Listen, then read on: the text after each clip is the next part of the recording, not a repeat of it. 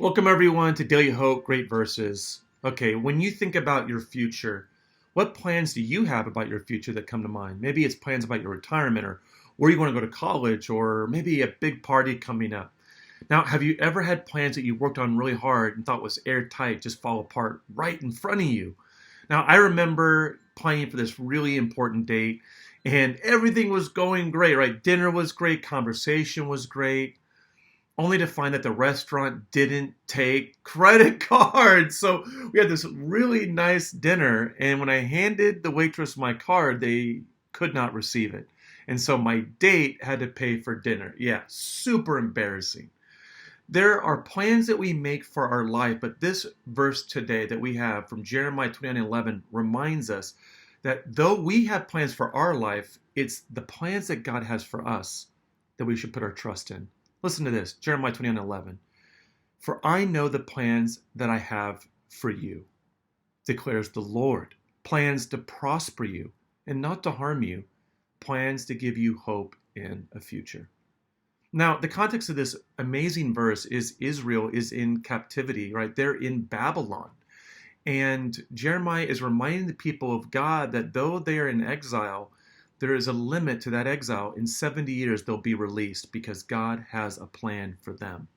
There are times in our life when it feels like our plans are hijacked and what we had hoped to see happen is now in exile, and we feel so separated from ever seeing the plans that we had come to fruition. Now, two things that's important to keep in mind in these moments. Sometimes we get into these places because we have come up with plans for ourselves that are not from God. And the biggest enemies to God's plans for our life are our plans. In his book, Good to Great, Jim Collins argues that good is the enemy to great. And sometimes our good plans are the biggest enemy to the great plans that God has in our life. So sometimes God's got to interrupt our plans. Secondly, there are times when it's just circumstance. There's just things that go awry that leave us feeling like our plans have fallen apart and we're questioning and doubting, God, do you have a plan for my life? And today, God wants to affirm for you. He has a plan for your life. No matter what it looks like on the outside, no matter what circumstances look like, God has a plan for your life. Now, back to my story.